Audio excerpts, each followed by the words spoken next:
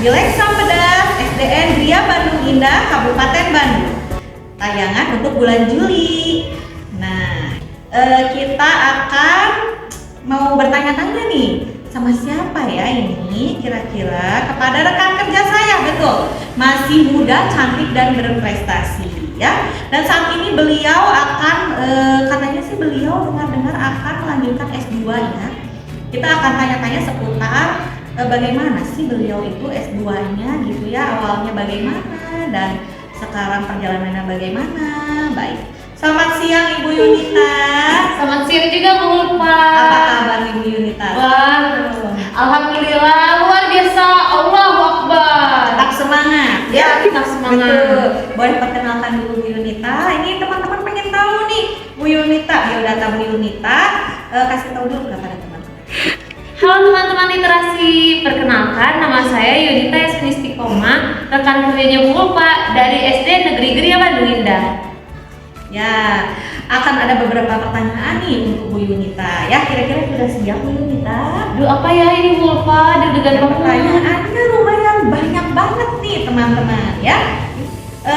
Ada yang pertama, saya ingin menanyakan, apa sih? Apakah ada kendala pada saat Bu Yunita itu akan akan melanjutkan S2 gitu? Apakah ada kendala dalam perjalanan pendaftaran atau sebagainya? Boleh dijelaskan Bu Yunita untuk teman-teman? Wah, banyak sekali kendalanya Bu Ulfa ya. Yang pertama itu adalah pikiran saya sendiri ya, yaitu adalah mindset kalau misalkan jangan S2 perempuan, takut jodohnya minder, takut laki-laki pada minder, itu yang utamanya ya. Kemudian di perjalanan S2 ketika tes itu kendalanya sinyal Bu Ulfa. Kenapa? Karena mengerjakannya secara online. Jadi endet gitu. Oh, ada beberapa kendala ya. Iya, beberapa kendalanya adalah mungkin dari internet ya. Betul. Wifi ya, betul, wifi ya. Betul. Untuk pertanyaan selanjutnya mungkin Bu Yunita, mengapa sih ingin melanjutkan S2 gitu? Karena mengapa ingin melanjutkan S2? Karena itu ya Bu Ulfa ya, kita harus terus belajar sampai akhir hayat ya Bu Ulfa. Jadi saya ingin melanjutkan S2, ingin memperdalam tentang jurusan PGSD seperti itu Bu Ulfa. Betul ya. Yang namanya belajar itu kita seumur hidup ya Bu Yunita ya.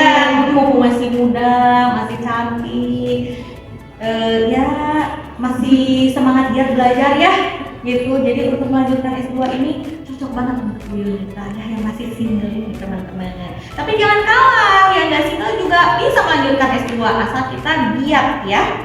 Nah terus ini siapa nih kira-kira yang menginspirasi Bu Yunita untuk mengambil S2 sampai maksudnya untuk melanjutkan jenjang yang lebih tinggi lagi nih dari S1?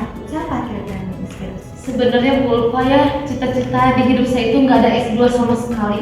Terpikir S2, tapi nggak tahu kenapa jadi ikut S2. Nah, yang menginspirasi itu adalah orang tua saya, khususnya ibu saya. Ibu saya selalu berkata, perempuan itu harus mandiri, harus terus belajar, ilmunya harus banyak karena akan menjadi seorang ibu gitu ya, yang mendidik anak-anaknya nanti seperti itu. Jadi di situ saya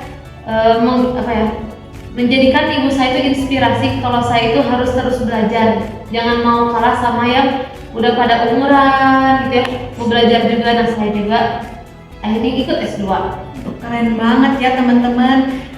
Saya jadi terinspirasi nih dari Bu Yunita ya. Kapan kira-kira saya melanjutkan juga ya? Secepatnya ya, harus semangat.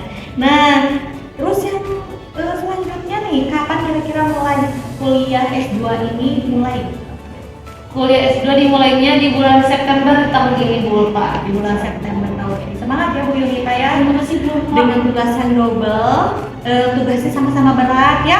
Di sekolah menjaga murid-murid ya, mengajarkan murid-murid. Terus di luar itu juga Bu Yunita mencari ilmu gitu ya. Jadi tugasnya double, keren banget Bu Yunita. Amin. Ini banget deh.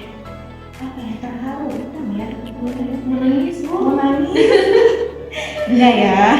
Senang banget mendengarnya ya. Jadi terinspirasi saya. Terus selanjutnya adalah di mana nih kira-kira Bu Yunita melanjutkan jenjang S2 ini? Pengen tahu nih teman-teman. Ya Bu Ulfa, saya melanjutkan jenjang S2 itu di kampus yang sama ketika S1 itu di Universitas Pendidikan Indonesia. Wow, keren banget ya, tepuk tangan dong buat Bu Yunita.